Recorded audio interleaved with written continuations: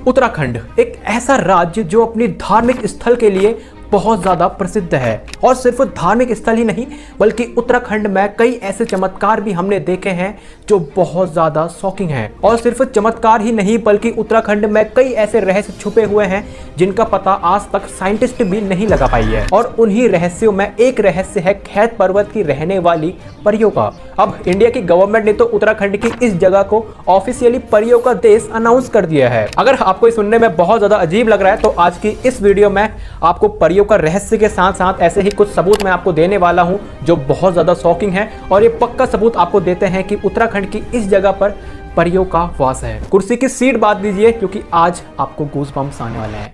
पहले से मानते थे, पहले बुजुर्ग लोग भी, मम्मी पापा लोग भी, सब अब भी मानते हैं। खैट पर्वत आपको साक्षात स्वर्ग नजर आएगा। और आप देखिए खैट पर्वत में किस तरह परियां किस तरह नृत्य करती हैं। कहते हैं जिसके भी आंग में देखता आ जाए तो वो कहेंगे तुझे एक आंचली लगा है। से मर्द पूछते हैं ना उस समय जो हम ये पहनते हैं इसको नहीं पहनना पड़ता है।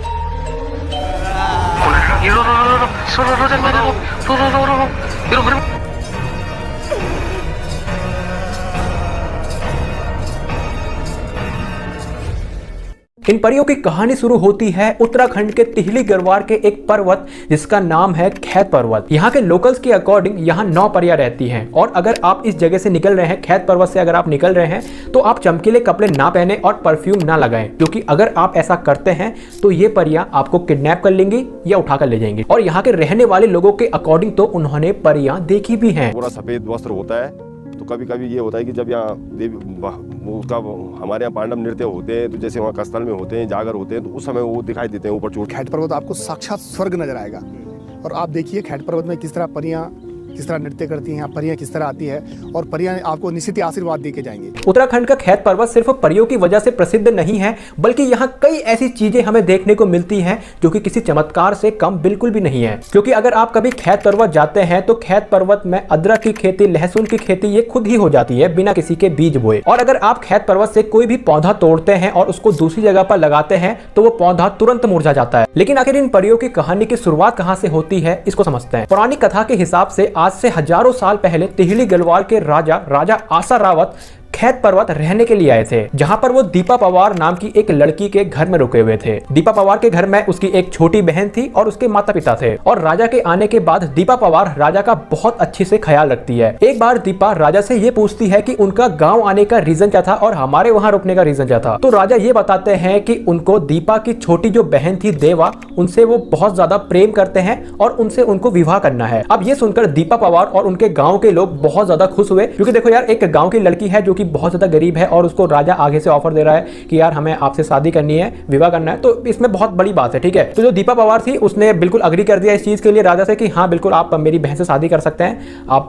देवा से बिल्कुल शादी कर सकते हैं। और बिल्कुल ऐसा ही होता भी है कि राजा देवा से शादी कर लेते हैं एंड उसके बाद जो देवा होती है वो टिहली गढ़वाल की रानी बन जाती है। अब कुछ टाइम बाद इनकी 9 लड़कियां होती हैं। अब एक समय की बात है जब ये 9 की 9 बेटियां इनकी सो रही थी। अब जब ये लड़कियां सो रही थी तो 9 की 9 बेटियों को इनकी सेम सपना आया। उनके सपने में 9 नाग आते हैं और उनसे ये 9 की 9 बेटियां इनकी शादी कर लेती हैं। और शादी करने के बाद वो टिहली गढ़वाल जाती हैं और टिहली गढ़वाल में जाने के तुरंत बाद वो परियां बन जाती हैं। और बताया ये जाता है कि उसके बाद से इनकी 9 की 9 बेटियां बिल्कुल गायब हो गई थी, वो परियां बन चुकी थी। अब अगर आपको एक कहानी फेक लग रही है तो ऐसा सोचने की गलती बिल्कुल भी मत करना, क्योंकि उत्तराखंड के इस जगह पर आज भी जब भी देवी देवताओं की पूजा होती है तो राजा आशा रावत और देवा की कहानी वहां पर पढ़ी जाती है। और लोकल्स के अकॉर्डिंग अगर आप इनका मजाक बनाते हैं तो ये आपको जरूर उठा के ले जाएंगी। उत्तराखंड के खैत पर्वत की एक और कहानी बहुत ज्यादा प्रसिद्ध है, उसको भी समझते हैं। ये कहानी शुरू होती है जीतू नाम के एक लड़के की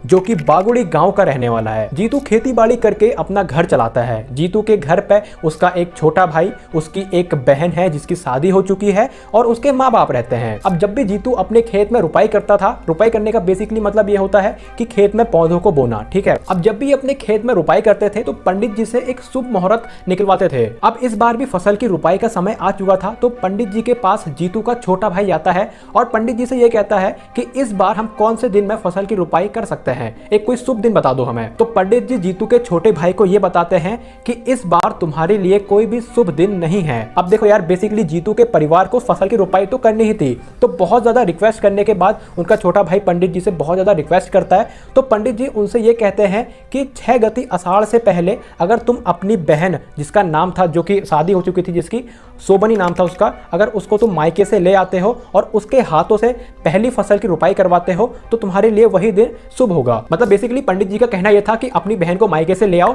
और उसके हाथ से तुम फसल की रुपाई स्टार्ट करवा सकते हो। अब जब ये चीज जीतू का छोटा भाई घर पे बताता है तो जीतू बहुत ज्यादा खुश हो जाता है। अब जीतू के खुश होने का रीजन सिर्फ अपनी बहन से मिलना नहीं था, क्योंकि जीतू के बहन के ससुराल में एक लड़की रहती थी जिसका नाम था भारना, जिससे जीतू बहुत ज्यादा प्रेम करता था। अब जीतू तुरंत अपने घर में ये कह देता है कि सोमनी, जो कि उसकी बहन थी, उसको मैं ही लेने जाऊंगा। अब क्योंकि जीतू ये सोच रहा था कि बहन को लाने के साथ साथ मैं भारना को अपने मन की बात बता दूंगा कि मैं उससे कितना ज्यादा प्रेम करता हूँ। अब जीतू जब अपने घर से निकलता है तो उसके साथ बहुत ज्यादा अशुभ चीजें होती है। जैसे ही वो अपने घर से निकलता है तो उसकी जो बकरी थी वो छींक देती है। अब गाँव साइड बेसिकली ये होता है कि अगर आप अपने घर से बाहर निकल रहे हो और किसी जानवर ने खांस दिया तो कहीं ना कहीं आपके लिए वो बाहर जाना अशुभ माना जाता है। तो ऐसा ही केस जीतू के साथ भी हुआ। जब वो अपने घर से बाहर निकल रहा था तो उसकी बकरी ने जो था वो खांस दिया था और उसकी माँ ने उसके बाद उसको टोका कि यार अब तुम बाहर मत जाओ, तुम्हारे लिए ये अशुभ हो चुका है। लेकिन माँ की बात को अनसुना कर जीतू अपनी बांसुरी पकड़कर बागुनी से रतनाल की ओर निकल गया। अब जब दीपू बागुनी से रतनाल की ओर निकला, जो कि उसकी बहन का ससुराल था, तो वहां पर बीच में पड़ा खैत पर्वत। अब खैत पर्वत इतना ज्यादा सुंदर था कि दीपू ने यह सोचा कि थोड़ी देर यहाँ पे आराम किया जाए, और आराम करने के चक्कर में वो एक पेड़ के नीचे बैठ जाता है और उसके हाथ में थी उसकी बांसुरी और उसको वो बजाने लगता है। दीपू इतनी प्यारी बांसुरी बजा रहा था कि हर एक जानवर उसकी बांसुरी में मन मोहित हो जा रहे थे। अब दीपू बांसुरी बजाते बजाते इतना ज्यादा मोहित हो चुका था, इतना ज्यादा सुर में खो चुका था कि उसको समय का पता ही नहीं चला। उसे बांसुरी बजाते बजाते शाम हो गई थी और जैसे ही उसने अपनी आंखें खोली तो उसके आंखों के सामने 9 परियां खड़ी हुई थी। जीतू ने जब अपनी आंखें खोली और परियों को देखा तो वो बहुत ज्यादा अचंभे में पड़ गया, क्योंकि जीतू ने परियों की कहानी तो सुनी थी लेकिन उसको कभी सच नहीं माना था। अब उस टाइम पर दीपू को अपनी माँ की बात याद आती है कि जब भी तू मुश्किल में पड़े तो अपने कुल देवता को याद करना, वो तुझे जरूर बचाएंगे। तो दीपू यही करता है, अपने कुल देवता को याद करता है और उनसे मदद की गुहार लगाता है। लेकिन कुल देवता की शक्ति परियों में बिल्कुल भी नहीं चलती है, क्योंकि कहीं ना कहीं दीपू ने खुद बांसुरी बजाकर परियों को बुलाया था। इस वजह से कुल देवता की शक्ति परियों में नहीं चलती है। अब दीपू परियों को देखकर बहुत ज्यादा घबराया हुआ था और उसको अपनी माँ की बात याद आ रही थी कि कैसे उसकी माँ मना कर रही थी कि अब मत जा करके, लेकिन वो फिर भी अपनी जिद पे अड़ा रहा